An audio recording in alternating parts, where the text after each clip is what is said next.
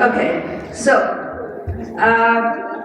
did you observe that there are different hairstyles? People have different hairstyles? Okay. Different clothes, even though we may be wearing a jacket, there's different designs. How many different designs of chairs can you see? Just one? Okay, there's quite a few. All right, and I can go on. We can look at our devices, we can look at the tables, the lights around us. What I would like to state is that everything you are seeing and that made you smile now is because of TVET. Without TVET, you don't have any of this. Now, you may argue that, well, all these things were conceptualized in the mind of an engineer or a scientist, and I would agree with you. But you will also agree with me that without TVET, it will simply be a conceptual idea. It wouldn't be a reality. So you enjoyed the meals, the refreshments, you have hospitality. You admire hairstyles, you have hairdressing. You are comfortable in your chairs and tables, you've got carpentry and joinery. And this is where I feel the biggest challenge is that we still feel that the engineers, the scientists are much more important than TVET. We don't put them in the same category as an engineer, we don't put them in the same category as a scientist, because you would say, well, I give you the blueprint, you go to the architect to design this building, you get the engineers, and then we give it over to the people who are going to build who are going to construct the building. And we neglect them, and we think, okay, anyone can do this. It's much more important to put our resources on the scientists. When I talk about scientists, I'm talking about the natural scientists. And then we put our focus on the engineers, and we leave out TVET. And as long as we think like that, we are not going to make the impact that we need to make. Because if we look at our national documents, if we look at our recently revised policy, everything that needs to be there in order to allow this country to make the impact that it should from TVET is there. So why have we not made the impact that other countries have been able to make? It still comes down to our mindset. As long as we see TVET as something less or something extra, how many of us would want our children to be an engineer? How many of us would want our children to be a hairdresser? Where would you send them? All this has to do with our mindset, and we need to see where are we thinking, and if we are not going to change our thinking, it doesn't matter how great the plans and the visions are, we are not going to see the impact that we want to see. So with that, let me get into my presentation. So what is the impact of investing in research in TVET? If you study the different countries that have actually made an impact with development, the countries that we admire, you will see that they have all invested heavily in TVET, which is where our government documents come in, our national documents come in. And you will see that when there is that strategic investment, not just investment, but it must be strategically planned. And you look at not just upscaling, not just giving them skills. And that is another challenge that I have observed. What you do is you just tell them, all right, I want you to service the car. That's it. If you can service the car, you're fine. I want you to build that chair. If you can do that, that's okay. So there was a very good example given about what counts as research and what doesn't count as research. We count research and development as new knowledge. So, but when we are training TVET, are we training them to think like that? Are we training them to ask questions? Is this the best design that we can use? Is this the best way that we can service the car? Is there another way? Is there, what are the other alternatives? If we don't start to see the potential in our own trainees, in our own VTCs, for them to think at the level of an engineer, for example, then we're going to still stay where we are. So the strategic investment speaks to what, when you see a plumber or a mechanic, what do you see? Someone who's just going to reproduce what they learned at a VTC, or do you expect them to go one step higher, one step different from how they have been trained? Is our training actually asking them? Are you asking them to reproduce what they have learned, or are you challenging them to think differently? When you give them a project, do you want them to reproduce what's in a book, or do you want them to come up with something innovative and creative? So if we're doing that with the engineers, why are we neglecting that with our TVET? So what we will see is that the strategic investment will enhance the quality and relevance of vocational education. It supports the workforce development. It promotes the overall national prosperity, and it improves the industry partnerships. And all this speaks to, if we look at our national documents, where we want to go with the country and why there is so much emphasis on investing in TVET.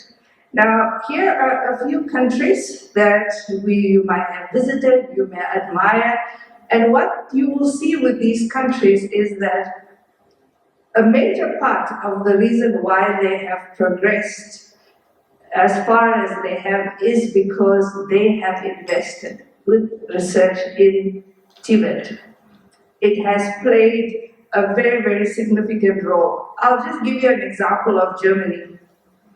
They don't look down on their plumbers. Even if you go and speak to a professor, you might find that that professor actually started in TVET, and he would have maybe started as an electrician and then worked his or her way up. So again, it's the mindset. They don't see you going to a vocational education system as something less than going to a university. And that is something that all these countries have in common. They don't see TVET as something that needs to be sidelined and something you go to just because you can't make it into university. There is a significance that is given to it, and there's a pride that comes with it. Some of the lessons that we can learn from these countries is, I'm not going to go through all of them, but just to highlight, I've picked 5, is the training model, where we look at apprenticeship and work-based learning. So it's not just reproducing what is in the book. We have to work with the industry. You have to gain the skills. So we have, and for that to happen, there must be on-the-job training. There must be apprentices. But while we say that, the other question I have is, are the people at the industry trained well enough to support the trainees who are sent for apprenticeship? Do they know how to mentor? Do they know how to coach them in order to get the best out of them? Research-based teaching methods. If you go to any classroom today and you look at the setup of a classroom anywhere in the country, let's not go anywhere else, let's look at what's happening at home right now. Whether it's in Windhoek, a private school, or you go to a rural school. Have you noticed that the model and setup of the classroom is the same as 50 years ago? We are still using the same teaching methods, we are using the same if you go into classrooms, they all have these nice lecture-based approaches. Students must sit still for 45 minutes and pay close attention to what we are saying. But research in education has gone far beyond. Today we are talking about Education 4.0, where we are looking at innovative ways of teaching them and making learning practical.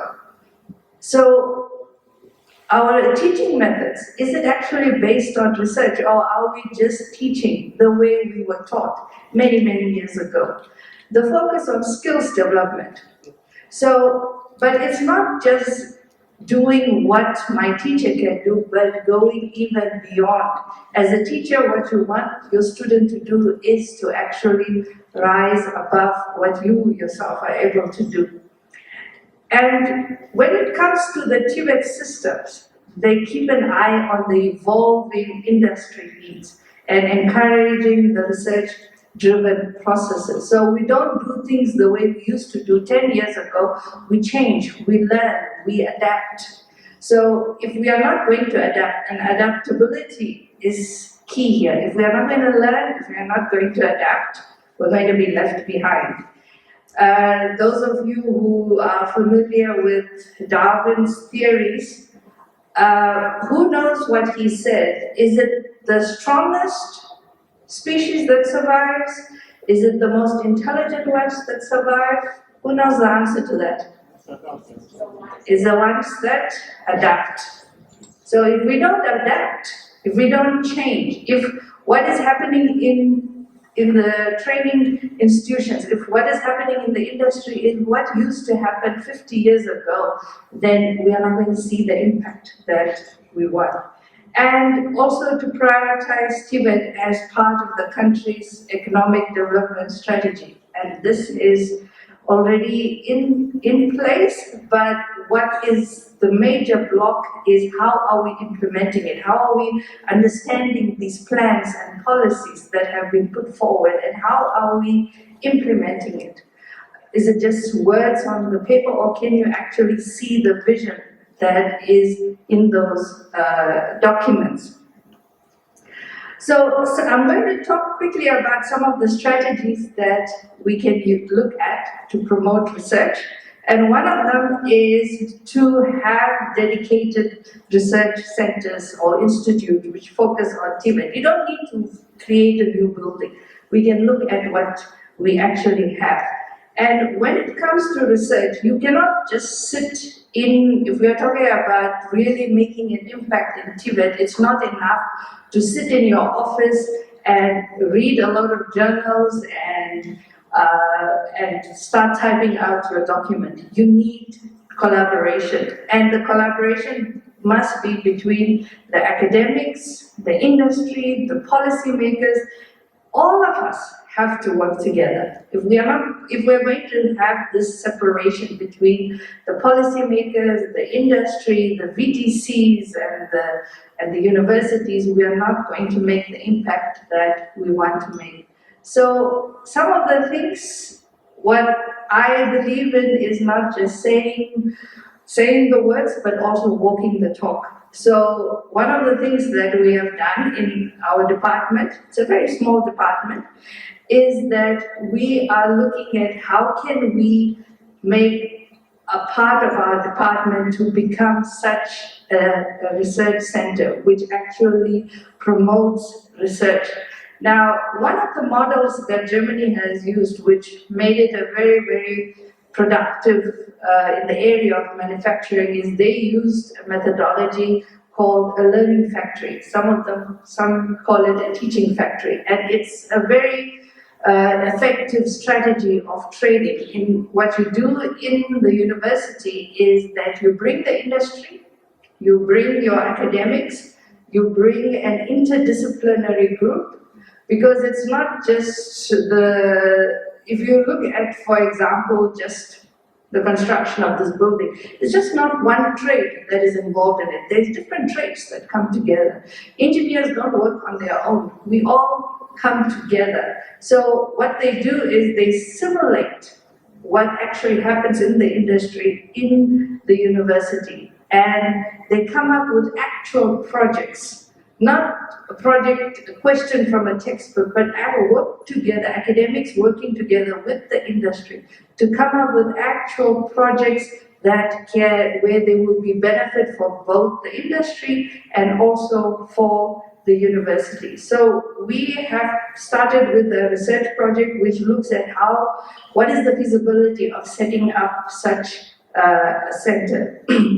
But in addition to that, one of the things that we have also put in is we have recently concluded a design-based research workshop with 7 vocational training centers. Windhoek Vocational Training Center, Gobabis, Karara, the 3 VTCs in the north, the Zambezi and Rundu VTC. And we have we just completed the first round of training, and our aim, and we have now been working together with the trainers, and it was an amazing experience. A lot of the VTC managers are here, and the feedback that we got is we also got the blessings of NTA on this, and the feedback that we got is, wow, today I am able to think like an engineer, because this is where we have put it. We've put things like design-based research with engineers, with computer scientists, but we never took it down to the VTCs. You have a production unit, we must produce chairs like this or tables, but we don't teach them to say, okay, but what other ways are there? What about social innovation? How do you connect with the community? What are community problems? Each VTC is based in a community. How can this VTC make an impact in the community? If they want to make that production unit into an entrepreneurial venture, how can you do that? And this is the kind of training that we focused on. And to show you that it is not just a training, we have challenged the VTCs of a competition. They're going to come up with prototypes which will be showcased at the upcoming National TVET conference, which will take place on the 23rd to the 27th of October. You're all invited. You might have already seen calls for papers and advertisements in the newspaper where we are promoting the conference. This is something new, but we don't always